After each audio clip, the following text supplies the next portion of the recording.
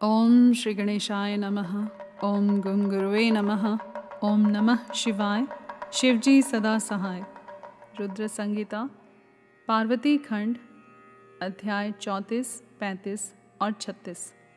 सप्त ऋषियों के समझाने तथा मेरु आदि के कहने से पत्नी सहित हिमवान का शिव के साथ अपनी पुत्री के विवाह का निश्चय करना तथा सप्त ऋषियों का शिव के पास जा उन्हें सब बात बताकर अपने धाम को जाना।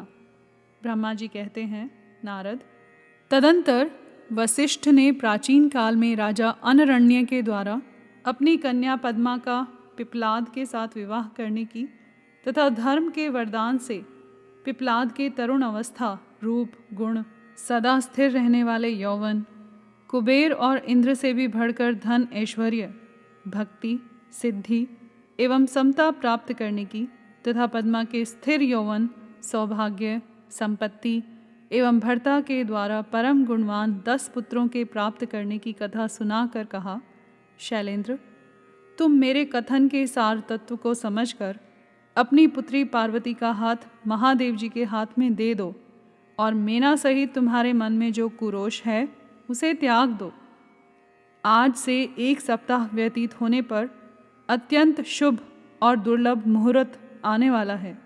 उस समय चंद्रमा लग्न के स्वामी होकर अपने पुत्र बुध के साथ लग्न में ही स्थित होंगे। उनका रोहिणी नक्षत्र के साथ योग होगा। चंद्रमा और तारे शुद्ध होंगे।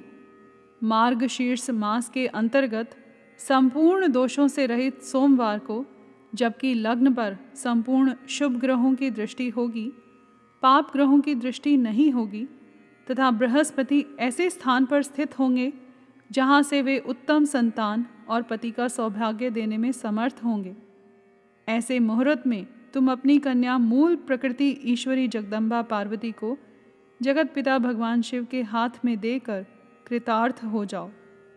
ऐसा कहकर ज्ञान शिरोमणि मुनिवर वशिष्ठ नाना प्रकार की लीला करने वाले भगवान शिव का स्मरण करके चुप हो गए। वशिष्ठ जी की बात सुनकर सेवकों और पत्नी सहित गिरिराज हिमालय बड़े विस्मित हुए और दूसरे दूसरे पर्वतों से बोले। हिमालय ने कहा, गिरिराज मेरु, सह्य, गंधमादन, मंदराचल, मैनाक और विंध्याचल आदि पर्वतेश्वरों, आप सब लोग मेरी बात सुने। वशिष्ठ जी ऐसी बात कह रहे हैं, अब मुझे क्या करना चाहिए, इस बात का विचार करना है। आप लोग अपने मन से सब बातों का निर्णय करके जैसा ठीक समझें वैसा करें। हिमाचल की यह बात सुनकर सुमेरु आदि पर्वत भली भांति निर्णय करके उनसे प्रसन्नतापूर्वक बोले। पर्वतों ने कहा, महाभाग, इस समय विचार करने से क्या लाभ। जैसा ऋषि लोग कहते हैं उसके अनुसार ही कार्य करना चाहिए। वास्तव में यह कन्या देवताओं का कार्य सिद्ध करने के लिए ही उत्पन्न हुई है। इसने शिव के लिए ही अवतार लिया है, इसलिए यह शिव को ही दी जानी चाहिए। यदि इसने रुद्रदेव की आराधना की है और रुद्र ने आकर इसके साथ वार्तालाप किया है तो इसका विवाह उन्हीं के साथ होना चाहिए। ब्रह्मा जी कहते हैं, नारद, उन मेरु आदि पर्वतों की यह बात सुनकर हिमाचल बड़े प्रसन्न हुए और गिरिजा भी मन ही मन हंसने लगी। अरुंधति ने भी अनेक कारण बताकर, नाना प्रकार की बातें सुनाकर और विविध प्रकार के इतिहासों का वर्णन करके मेना देवी को समझाया। तब शैल पत्नी मेनका सब कुछ समझ गई और प्रसन्नचित हो उन्होंने मुनियों को, अरुंधति जी को और हिमाचल को भी भोजन कराकर स्वयं भोजन किया। तदंतर ज्ञानी गिरिश्रेष्ठ हिमाचल ने उन मुनियों की भली भांति सेवा की। उनका मन प्रसन्न और सारा भ्रम दूर हो गया था। उन्होंने हाथ जोड़ प्रसन्नतापूर्वक उन महर्षियों से कहा। हिमालय बोले, महाभाग सप्त ऋषियों, आप लोग मेरी बात सुने। मेरा सारा संदेह दूर हो गया। मैंने शिव पार्वती के चरित्र सुन लिए। अब मेरा शरीर, मेरी पत्नी मेना, मेरे पुत्र पुत्री, रिद्धि सिद्धि तथा अन्य सारी वस्तुएं भगवान शिव की ही हैं, दूसरे किसी की नहीं।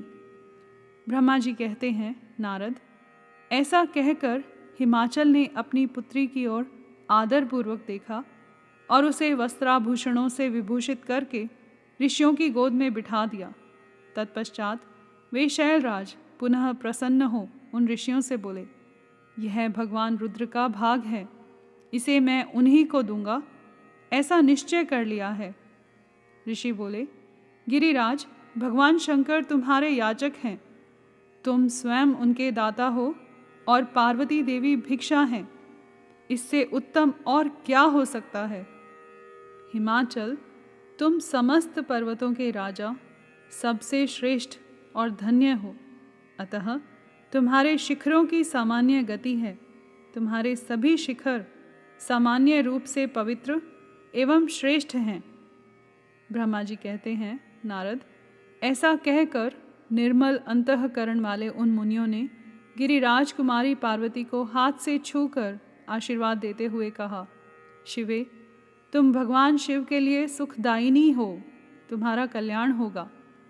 जैसे शुक्ल पक्ष में चंद्रमा बढ़ते हैं, उसी प्रकार तुम्हारे गुणों की वृद्धि हो। ऐसा कहकर सब मुनियों ने गिरिराज को प्रसन्नतापूर्वक फल फूल दे विवाह के पक्के होने का दृढ़ विश्वास कर लिया। उस समय परम सती सुमुखी अरुंधति ने प्रसन्नतापूर्वक भगवान शिव के गुणों का बखान करके मीना को लुभा लिया। तदंतर गिरिराज हिमवान ने परम उत्तम मांगलिक लोकाचार का आश्रय ले हल्दी और कुमकुम से अपनी दाढ़ी मूछ का मार्जन किया। तत्पश्चात चौथे दिन उत्तम लग्न का निश्चय करके परस्पर संतोष दे वे सप्त ऋषि भगवान शिव के पास चले गए। वहाँ जाकर शिव को नमस्कार और विविध सुक्तियों से उनका स्तवन करके वे वशिष्ठ आदि सब मुनि परमेश्वर शिव से बोले।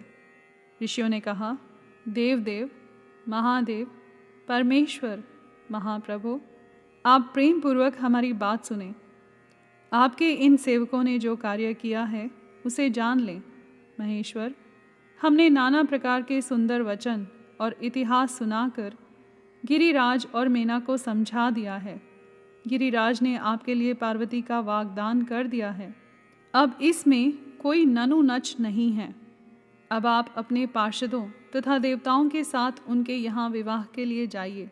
महादेव, प्रभु, अब शीघ्र हिमाचल के घर पधारिए और वेदोक्त रीति के अनुसार पार्वती का अपने लिए पाणी ग्रहण कीजिए। सप्त ऋषियों का यह वचन सुनकर लोकाचार परायण महेश्वर प्रसन्न चित्त हो हंसते हुए इस प्रकार बोले। महेश्वर ने कहा, महाभाग सप्त ऋषियों, विवाह को तो मैंने न कभी देखा है और न सुना ही है। तुम लोगों ने पहले जैसा देखा हो उसके अनुसार विवाह की विशेष विधि का वर्णन करो। महेश्वर के उस लौकिक शुभ वचन को सुनकर वे ऋषि हंसते हुए देवादिदेव भगवान सदाशिव से बोले।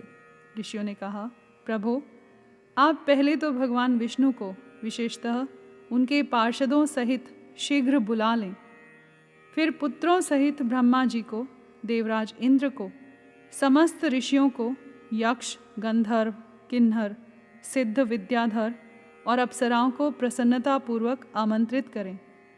इनको तथा अन्य सब लोगों को यहाँ सादर बुलवा लें। वे सब मिलकर आपके कार्य का साधन कर लेंगे, इसमें संशय नहीं है। ब्रह्मा जी कहते हैं, नारद, ऐसा कहकर वे सातों ऋषि उनकी आज्ञा ले भगवान शंकर की स्थिति का वर्णन करते हुए वहाँ से प्रसन्नतापूर्वक अपने धाम को चले गए। यहाँ पर अध्याय 34, 35 और 36 समाप्त हुए।